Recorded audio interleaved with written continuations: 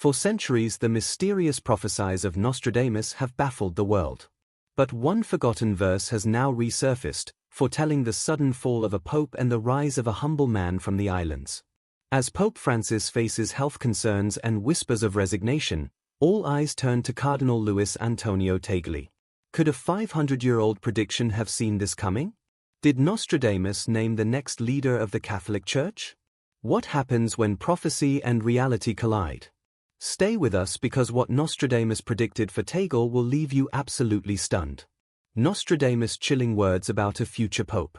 For centuries, Nostradamus' cryptic verses have stirred fear, linked to wars, disasters, and fallen kings. But hidden in his lesser-known writings was a prophecy few noticed until now. In a faded manuscript, scholars revisited a chilling quatrain. When the white robe falls under sudden night, a man of the islands shall carry the light. From humble roots he will ascend alone to guide the flock from Peter's throne. At first it seemed like another riddle, but as whispers spread through the Vatican, people began connecting the dots. The white robe falls, many saw this as a sign of a pope's unexpected death, and a man of the islands. All eyes turned to Cardinal Luis Antonio Tagle, born in the Philippines. The timing was eerie. With Pope Francis facing serious health issues and rumors of his resignation prepared, Nostradamus' words felt less like legend and more like a warning. Then came the real shock. Insiders revealed Pope Francis had privately hinted that Tagle was his chosen successor. Destiny, coincidence, or had Nostradamus been warning us all along? But the prophecy was just the beginning. The bigger question was, who was Luis Antonio Tagle? And why was he destined to carry the light? The humble journey of the man of the islands. Before prophecies and papal whispers, Luis Antonio Tagle was a boy from Manila, born in 1957 to a modest family. His world was shaped by faith, community, and everyday struggles. Tagle wasn't raised in privilege.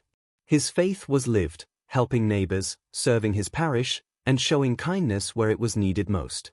As one neighbor said, Luis didn't just speak about God, he lived it. While others chased power, young Tagle asked, how can the church truly serve its people? His path took him from local parishes to Rome's theological halls. Despite rising through church ranks, he stayed grounded, earning the nickname the Smiling Cardinal. Whether comforting families or addressing global leaders, Tagle remained a symbol of humility. When Pope Francis appointed him to lead the congregation for the evangelization of peoples, many saw it as recognition of his character. But with Nostradamus' prophecy resurfacing, it felt like fate was unfolding. As speculation grew, one thing was clear: Tagle's journey wasn't just remarkable, it felt prophetic. But why did Pope Francis place such faith in him? What did he see that echoed a vision written 500 years ago? Why Pope Francis chose Hegel before it was too late? The Vatican is known for secrets, but even insiders were stunned when Pope Francis quietly named his preferred successor. Facing declining health, Francis had already signed his resignation. But behind closed doors, he confided in a few trusted cardinals. If he could no longer lead, he wanted Luis Antonio Tagle to guide the church. The future needs a shepherd with a heart, not just a ruler, Francis reportedly said. This wasn't politics. It was personal. Francis saw in Tagle a leader who embodied compassion over ceremony, service over status. Then, as Nostradamus' prophecy resurfaced, what was once a private choice became global fascination. Was this destiny in motion? The Vatican buzzed with speculation. Headlines asked, "Is Tagle the chosen one?" Social media lit up. The faithful prayed. As Pope Francis's health worsened, the world waited. Would the man of the islands truly ascend to Peter's throne? Beyond the mystery, one truth remained: Luis Antonio Tagle was no ordinary cardinal. If prophecy and Pope Francis were right, he was about to change the future of the Catholic Church forever. The qualities that made Tagle the chosen one. When whispers of Nostradamus' prophecy spread, many asked why Luis Antonio Tagle, out of hundreds of cardinals, what made him the one destined to fulfill such a fate? The answer wasn't power. It was personality. Tagle didn't lead with grandeur or authority. He led with humility, empathy, and what Vatican insiders called a smile that could melt marble. One official said it best: Tagle doesn't walk in to be noticed. He walks in to notice others. In a church often seen as distant, Tagle's people first approach set him apart. His greatest gift, the ability to truly listen, whether to world leaders or ordinary parishioners. At a time when many felt disconnected from faith, Tagle made them feel heard. His commitment to social justice mirrored Pope Francis. From defending the poor to addressing climate change, Tagle didn't just talk about compassion, he lived it. And then there was his global identity. Born in Asia, educated in Europe, respected worldwide, Tagle represented a universal church breaking from centuries of Eurocentric leadership. For many, that wasn't just different, it was revolutionary. As Nostradamus wrote, "From humble roots he will ascend alone." Tagle's rise wasn't fueled by ambition but by grace and service. But not everyone welcomed this change. In the Vatican's shadowed halls, resistance was growing. Because for some, Tagle wasn't destiny. He was disruption. And so began the quiet battle within Rome, where Tagle's name sparked hope for some and fear for others. Why Tagle's rise sent shockwaves through Rome. When Luis Antonio Tagle became linked to Pope Francis's favor and Nostradamus' prophecy, the Vatican stirred with unease. For progressives, he was a beacon of hope. For conservatives, he was a threat. The Catholic Church, steeped in 2,000 years of tradition, doesn't embrace change easily. Tagle's modern views, focus on social justice, and compassion-driven leadership were seen by some as pushing the Church too far, too fast. One senior cleric warned, "The Church is built on stone, not shifting sands." To traditionalists, Tagle represented those shifting sands. His advocacy for poverty, inequality, and environmental care blurred, in their eyes, the line between faith and activism. His connection to youth, openness to technology, and informal style made some elders uneasy, too modern, too accessible. And then the prophecy. While some dismissed it, others couldn't ignore how events aligned. The fear wasn't just Tagle. It was the sense that fate, not tradition, was guiding the Church's future. As debates raged behind closed doors, one truth became clear: Tagle's rise wouldn't just mark a new pope. It would signal a battle between old and new, tradition and transformation. But while Rome hesitated, the world, especially its younger generation, saw something else. A leader who finally spoke their language and carried their hopes. How Tagle became the people's cardinal. While tension filled the Vatican, something very different was happening beyond its walls. Across continents, young Catholics, often seen as drifting away from the Church, found themselves drawn to a leader who spoke their language. That leader was Luis Antonio Tagle. Tagle didn't preach from a pedestal. He spoke like a friend, a mentor, someone who understood the challenges of modern life. At World Youth Day, his words resonated far beyond the crowd: "You are not the future of the Church. You are its present." With that simple statement, Tagle captured the hearts of millions. For a generation tired of being told to wait their turn, this was a call to action, a reminder that faith wasn't about rules and rituals but about living with purpose. Today, his ability to connect wasn't just limited to speeches. Tagle embraced platforms where young people actually spent their time: social media, online forums, even casual Q&A sessions where no question was too small or too controversial. Second, Tagle understood that today's youth cared deeply about real-world issues: climate change, mental health, social justice. These weren't side topics for him. He addressed them head-on, showing that faith could be both spiritual and practical. Third, he offered something rare in leadership: authenticity. In a world full of polished statements and rehearsed sermons, Tagle's honesty stood out. When he didn't have all the answers, he said so. When people were hurting, he didn't offer clichés. He offered solidarity. Finally, his message was always one of hope. In times when many felt disconnected from religion, Tagle reminded them that faith wasn't about perfection. It was about compassion, community, and courage. As Nostradamus' prophecy spread and Vatican debates raged on, young people weren't focused on politics or tradition. They were rallying behind a leader who made them feel seen and heard. The world was changing, and Tagle wasn't just keeping up. He was leading the way. But with growing support from the people and resistance from within, one question remained: could Tagle overcome the final hurdles and fulfill the destiny that history, prophecy, and faith had set before him? How Tagle became the symbol of a new Catholic Church.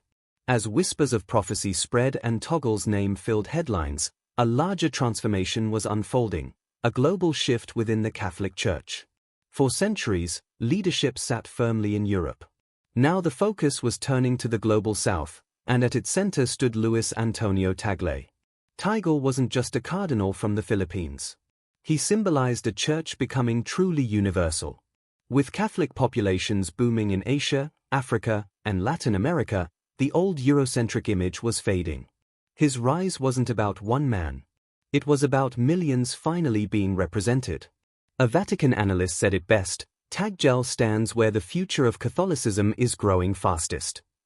His story reflected believers in developing nations, those who faced daily struggles but held on to faith as hope.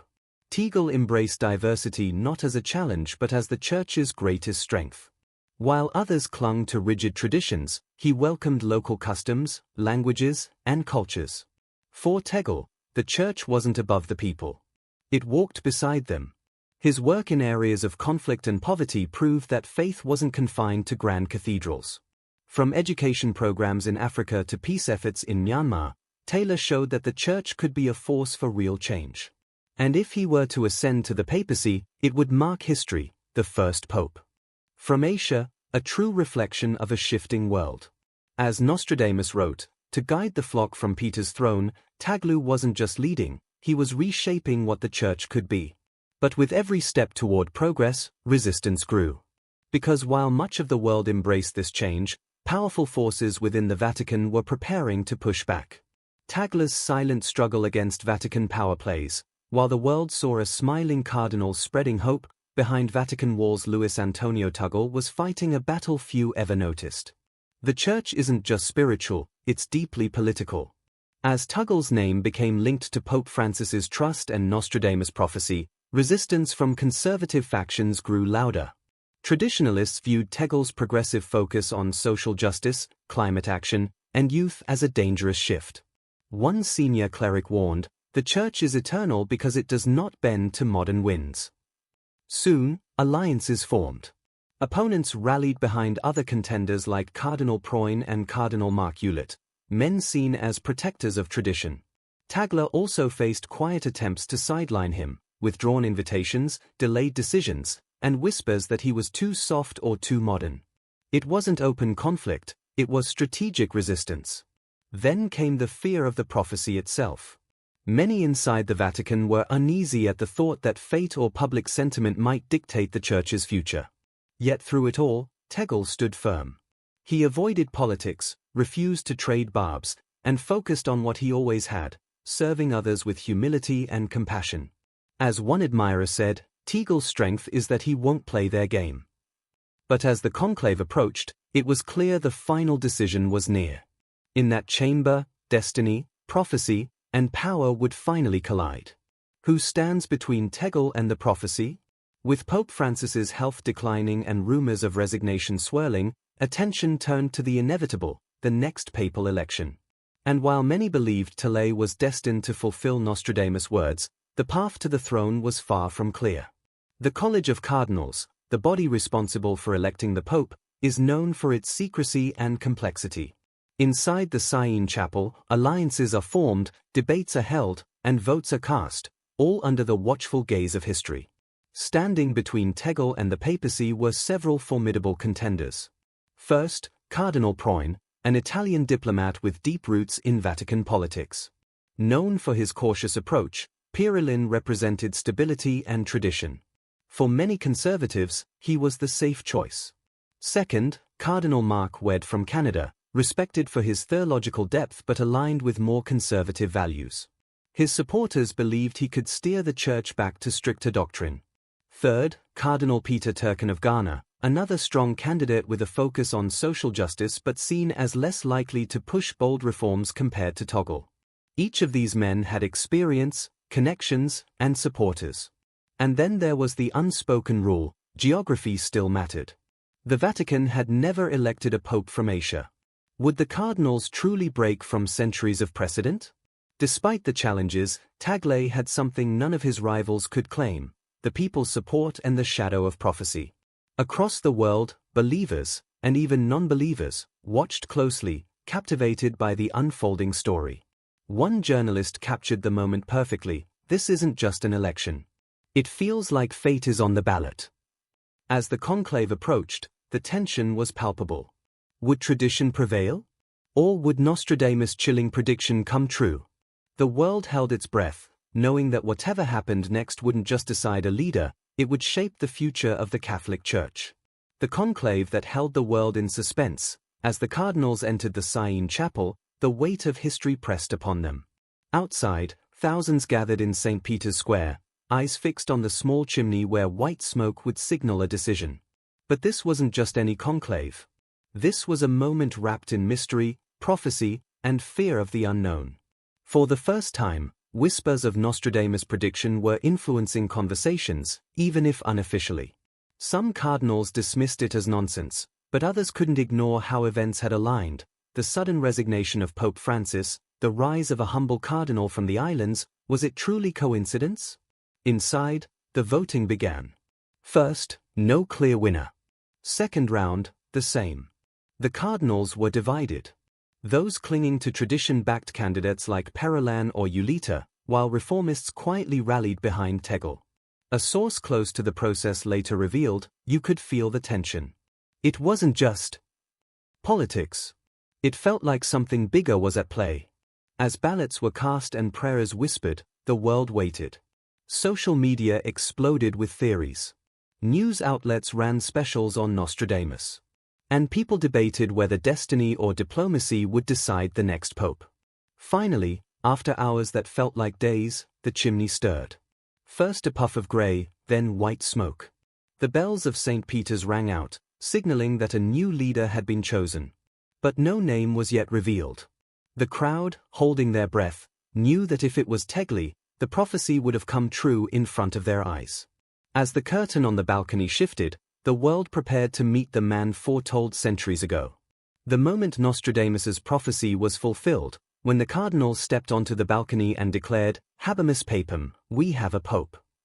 The world held its breath. The name Luis Antonio Tagle echoed across St. Peter's Square, met with shock, cheers, and tears. Headlines quickly followed: "Prophecy fulfilled, Tagle becomes first Asian pope." Dressed in simple white robes, just as Nostradamus had written centuries ago, Tagle appeared. But this wasn't just about a prophecy. It was the start of a new era. His first words were humble: "Brothers and sisters, I come to serve, not to rule." In that moment, it was clear why both Pope Francis and perhaps fate had pointed to him.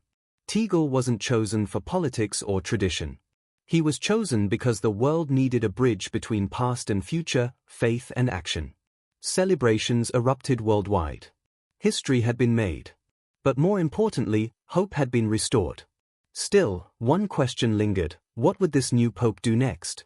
Prophecy may have opened the door, but Tagle's first actions would prove he was ready to reshape the church. Tagle's first moves that shook the Vatican. Within days, Pope Tagle, now Pope Emmanuel Burr, showed he wasn't following tradition. He refused the Grand Apostolic Palace, choosing a modest apartment instead. A shepherd should live among his flock, not above them, he explained. His first official address wasn't from a balcony, it was streamed online, aimed directly at young people. He spoke about climate change, poverty, and compassion. Faith must be lived, not just preached. Then came a bold move: a full review of church finances and a demand for transparency, shaking the Vatican's old guard. Finally, he launched the Church Without Walls, a global initiative promoting local empowerment, interfaith dialogue, and digital outreach. A Vatican insider noted, "He's not just changing policies, he's changing the spirit of the Church." Of course, not everyone welcomed the pace of change. Conservative voices warned he was moving too fast. But Pope Emmanuel stood firm: the Church must not fear the future. We must walk towards it with open hearts and steady hands. The prophecy had been fulfilled, but now it was Tagle's vision guiding the Church forward. How a 500-year-old prophecy reshaped the Church. It's hard to believe a forgotten verse from Nostradamus could predict a moment that changed history. The sudden resignation of Pope Francis, the rise of a humble cardinal from Manila, the words, "A man of the islands shall carry the light." But the real story isn't that the prophecy came true, it's what Pope Emmanuel IV did next. In just 1 year, he revitalized the church. Young people returned to pews. Global initiatives tackled poverty, climate issues, and embraced marginalized communities. Even critics admitted, for the first time in decades, the church feels alive again. When asked about the prophecy, Tagle simply smiled, "I don't believe I was chosen by fate. I believe I was called to serve." In the end, it wasn't Nostradamus who shaped the future, it was a leader who reminded the world what true service means. And as history records his rise, one thing is clear, the light Pope Emmanuel I carries still shines far brighter than anyone could have predicted.